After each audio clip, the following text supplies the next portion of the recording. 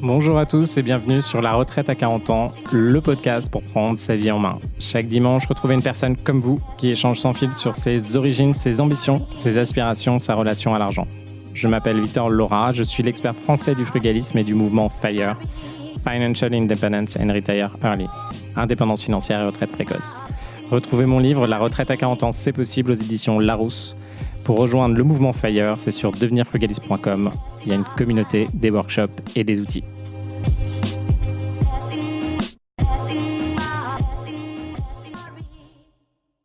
Bonjour à tous et bienvenue dans un nouvel épisode de La Retraite à 40 ans. Aujourd'hui, on regarde les entreprises qui sont à reprendre et on va échanger concrètement sur ce que je ferais sur les boîtes à reprendre aujourd'hui. Alors déjà, il y a un nouvel indicateur qui est arrivé et qui change tout à mon avis depuis 1 ou 2 ans. Ça va être l'impact de l'IA sur les entreprises à reprendre. Alors, je vois 2 choses très concrètes.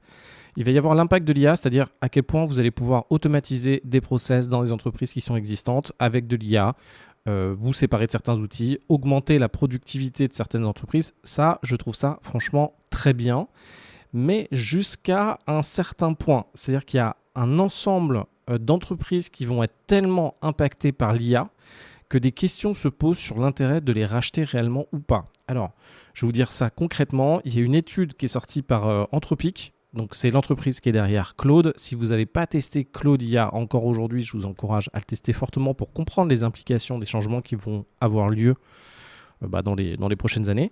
Et qu'est-ce qu'il en ressort de cette étude ? Il en ressort finalement ce qui va réellement, les catégories des entreprises ou des activités qui vont réellement être impactées par l'IA. Ce qui va être très impacté par l'IA, on a le management, business and finance, computer and math, architecture and engineering, life and social science, social services, legal, education and library, arts and media, healthcare practitioners quasiment, office and admin and sales. Donc, qu'est-ce que ça veut dire ? Ça veut dire que concrètement, tous ces secteurs-là vont être grandement impactés par l'IA. Qu'est-ce que moi, j'en retiens de ces secteurs qui vont être impactés ? Je me dis que ce n'est pas forcément les entreprises. Il y a une entreprise qui est vraiment spécialisée, par exemple, aujourd'hui, dans business and finance. Donc, ça peut être toutes les boîtes qui font de la comptabilité, toutes les boîtes qui font du conseil en finance, etc. Je me dis que ce n'est pas forcément le bon moment d'aller directement dans ces boîtes-là. Alors pourquoi ? En fait, il y a 2 choix. Soit vous vous dites que vous allez devenir un crack de l'IA maintenant, vous êtes déjà un crack de l'IA, et vous vous dites « Ok, maintenant je suis un crack et je vais suivre les évolutions ». On est dans une phase, et c'est assez intéressant parce que ça rebondit sur pourquoi mon père en fait a choisi, donc lui il avait une entreprise de management et aussi de développement personnel, donc il aide les personnes, il aide ceux qui ont des boîtes à être mieux, à les développer, à mieux communiquer entre eux. Pourquoi il a choisi ce secteur-là finalement ? Parce qu'à un moment, donc lui il est né, alors aujourd'hui il a 80 ans, donc il y avait l'informatique qui commençait, qui émergeait, donc il a connu l'arrivée de la télé, puis après il a vu l'arrivée de l'informatique, et il s'est dit bon j'ai 2 choix.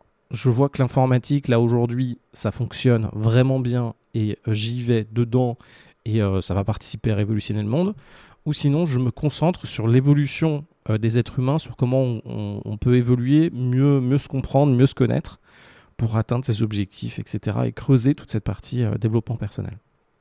Il a choisi d'aller dans la partie développement personnel. Pourquoi ? Parce qu'il s'est dit, ok, l'informatique, en fait, ça évolue, et surtout à la période dans laquelle il était, ça évolue à une vitesse où tous les 3 mois, 4 mois, 6 mois, il faut réapprendre un nouveau langage informatique, tous les trucs ont changé, il y a des nouvelles techniques, il y a des nouvelles choses, etc.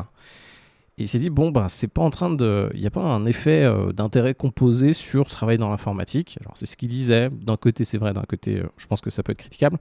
Et il s'est dit, finalement, il vaut mieux que je prenne un secteur où je peux continuer à travailler mon expertise, continuer à développer et il n'y aura pas de perte. Et il n'y aura pas des changements astronomiques et il y aura un développement continu. Et le développement continu, il l'a trouvé dans le développement personnel. En se disant, ok, il y a différents secteurs qui existent. Plus je travaille sur moi, plus je comprends qui je suis, plus je peux dépasser certains éléments qui sont bloquants, plus finalement je vais avancer. Et bien vous, c'est exactement la même chose. Quand vous regardez aujourd'hui des entreprises à reprendre, si vous reprenez une entreprise qui va être grandement impactée par l'IA, soit vous maîtrisez très bien l'IA et vous êtes prêt à suivre toutes les évolutions qui vont continuer, je pense, à être très très très fortes pendant les 2-3 prochaines années, soit vous continuez et vous êtes vraiment accro, vous prenez du coup une boîte qui est dans le secteur, qui est vraiment impactée par l'IA, et vous avez conscience des évolutions que vont faire l'IA, donc il va falloir vous battre énormément sur l'IA, et vous allez pouvoir en fait développer cette boîte et vous allez devoir faire des gros changements dans ces entreprises-là. Donc les gros changements, vous avez un certain nombre de consultants.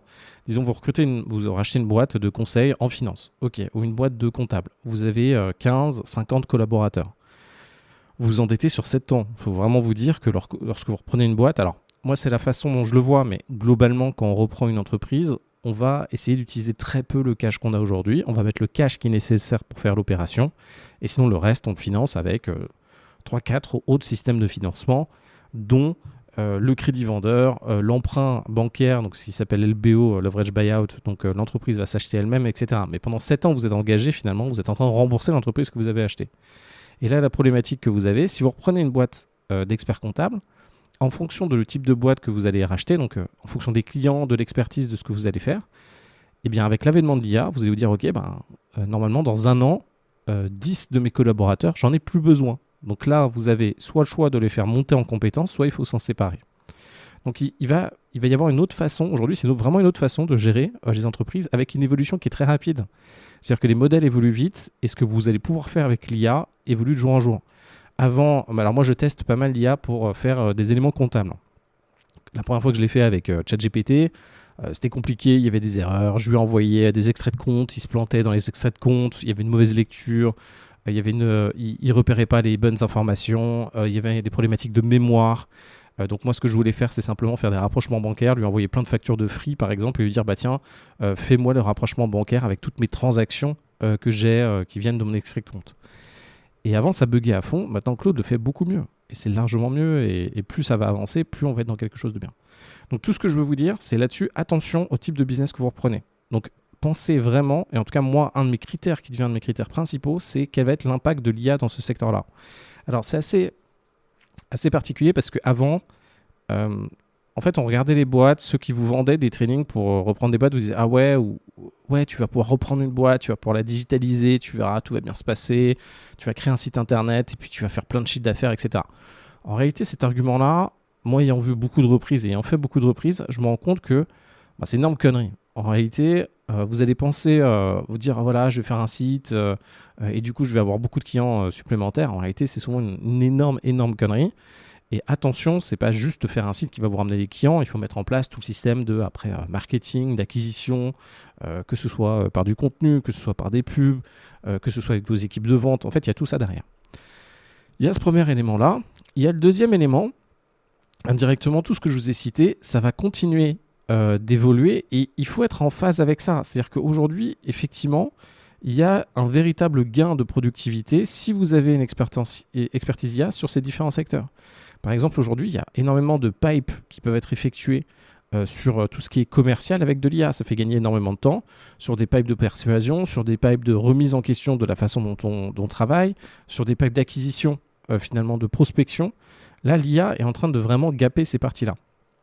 Même sur la partie Customer Success, d'ailleurs, sur la partie accompagnement des personnes que vous avez. Donc en tout cas, il faut rester en contact avec l'IA, même si vous ne reprenez pas une entreprise dans les secteurs qui vont être grandement impactés. Et d'ailleurs, moi, c'est ce que je vous encourage aujourd'hui. Ça dépend de quelle est votre stratégie de reprise de boîte. Mais il y a tous les secteurs que je vais vous citer maintenant qui ne vont pas normalement être impactés sur du court terme. Donc on a transportation, donc il faut voir exactement ce que c'est la transportation. Donc il y a toute une partie où on peut se dire, alors nous je pense qu'on est un peu biaisé parce que dans transportation, nous on voit un peu, en tout cas moi c'est comme ça que je le vois, je me dis mais attends, il y a les voitures autonomes de Musk qui arrivent, ça essaye d'arriver en Europe. Finalement, ils n'ont pas réussi à avoir l'accord européen. Du coup, ils sont en train de faire un accord par pays, essayent de rentrer par pays et pas au point de vue européen. Vous avez production, vous avez installation and repair. Donc, pour faire simple, installation and repair, vous allez avoir toute l'installation des clims. Vous allez avoir toutes les repairs des clims. Donc, ça, c'est bien. Donc, il faut quand même remplacer les filtres. Il faut s'assurer que ça fonctionne. Vous avez toujours installation and repair. Vous avez ça aussi dans les usines. Vous avez construction, donc le fait de faire de la construction. Alors attention à la construction, en France, ça a quand même été un moment. Donc il y a, encore une fois, quand on parle à un secteur, il faut se rendre compte que vous avez l'évolution d'un secteur global et après vous avez des sous-niches dans le secteur. Donc par exemple, aujourd'hui dans la construction, il y a énormément tous ceux qui sont gros promoteurs pour tout ce qui est HLM et tout. Bon, ça va repartir en France, mais en réalité, là, ces dernières années, c'était très compliqué. Donc c'est peut-être le bon moment d'ailleurs pour se positionner sur du construction. Vous avez l'agriculture, vous avez personal care, donc en fait, s'occuper des personnes âgées, etc., ça va marcher. Dans le personal care, c'est un peu plus large, il y a plein de façons. Donc il peut y avoir les infirmières à domicile, il peut y avoir plein d'autres choses qui en découlent. Vous avez le grounds maintenance, donc vous avez plusieurs choses dessus. Ça va être à la fois, donc il faut voir comment ils déterminent le secteur jusqu'au bout, mais tout ce qui est paysagiste fonctionne bien dans les copropriétés. Donc il faut vous dire que vous avez plein de... alors ça dépend qui s'en occupe, mais vous avez plein de magasins. Donc par exemple, nous on a repris des magasins dans le sud de la France. Vous avez sur l'endroit où est le magasin, sur le terrain, vous avez des arbres et vous avez un peu d'herbe. Ben là, ils sont obligés, le magasin est obligé d'entretenir en fait cette partie-là. Ça va dans leur accord de location, etc. Vous avez food and serving. Donc là, pas impacté, voire très peu. Alors bon, il y a eu quand même plusieurs fois des évolutions pour qu'il y ait des machines, ce qu'on peut retrouver chez McDonald's, etc. Après, en fonction de l'expérience, c'est pas exactement ce qu'on cherchait. Vous avez protective service. Donc là, vous le rappelez, c'est tout ce qui est protection privée et protection et anti-vol, etc. Vous avez healthcare support et vous avez voilà l'ensemble. Donc en fait, ce qui va se passer, moi, ce que je regarderais si j'étais vous, vous avez un paquet d'entreprises. Si vous avez envie d'être un petit peu plus peinard et pépère par rapport à cette évolution de l'IA, alors de toute façon, il y a l'évolution de l'IA qui est là. Ça va révolutionner certains secteurs des entreprises. Et là, il faut être obligé de se creuser, de regarder quand même quels sont les parcours qui vont être effectués et révolutionnés par l'IA. Donc là, ce qu'il faut faire, je vais essayer de vous les faire en fait, j'aimerais bien vous les faire, c'est de comprendre aujourd'hui, cas pratique concret, qu'est-ce qui se passe dans une équipe sales quand il y a de l'IA et à quel point ça peut automatiser les choses et quels sont les résultats concrets. Comme d'habitude, là moi je vois beaucoup de choses passer. Alors sur LinkedIn, j'essaie de voir ceux qui font des trucs avec l'IA qui fonctionnent bien.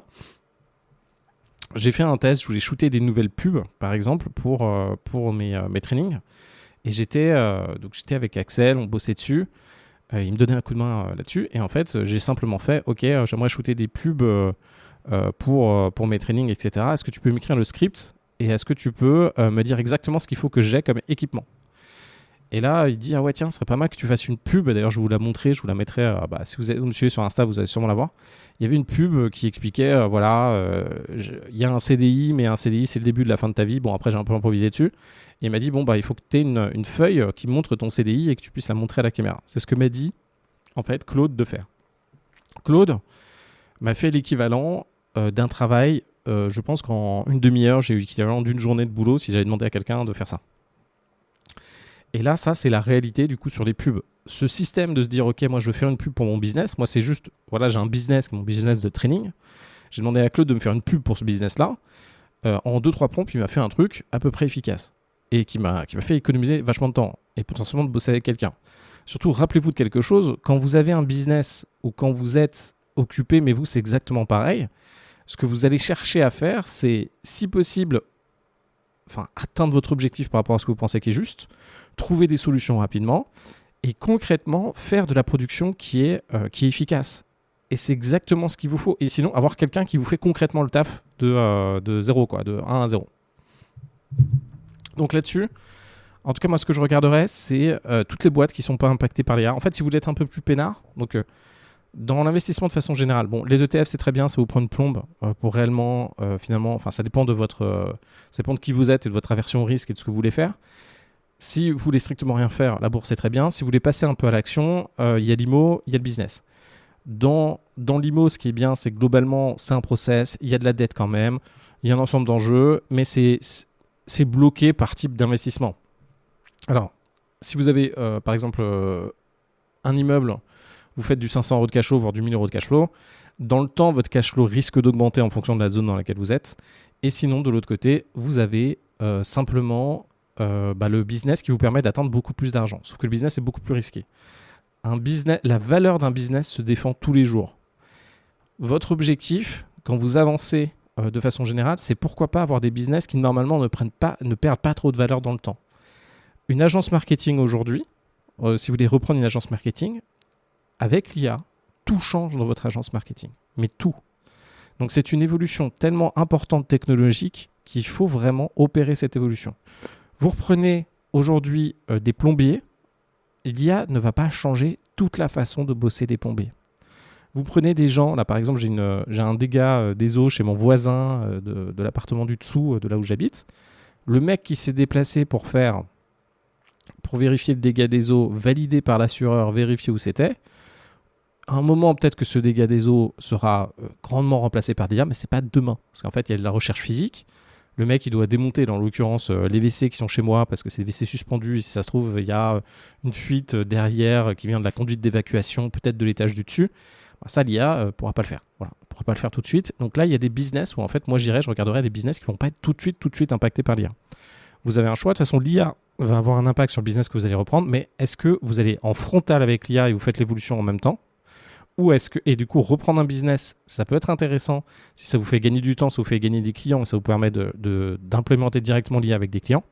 Ou sinon, est-ce que concrètement, vous prenez des business qui sont grandement moins impactés, vous allez quand même utiliser l'IA pour perfectionner le marketing, comme ce que je vous disais, pour perfectionner les sales, etc.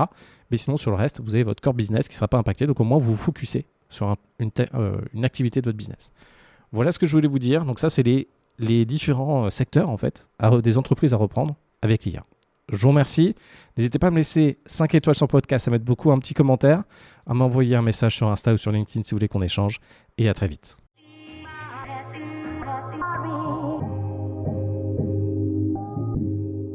Vous venez d'écouter un épisode de La Retraite à 40 ans. N'hésitez pas à en parler autour de vous, à vous abonner, à rajouter 5 étoiles et à mettre un petit commentaire. Ça nous aide vraiment beaucoup. Pour être informé des nouveautés, rendez-vous sur devenirfrugaliste.com. Une question, je réponds sur LinkedIn, Victor Lora, Lora. Et surtout, n'oubliez pas, vous êtes déjà au top. À très vite.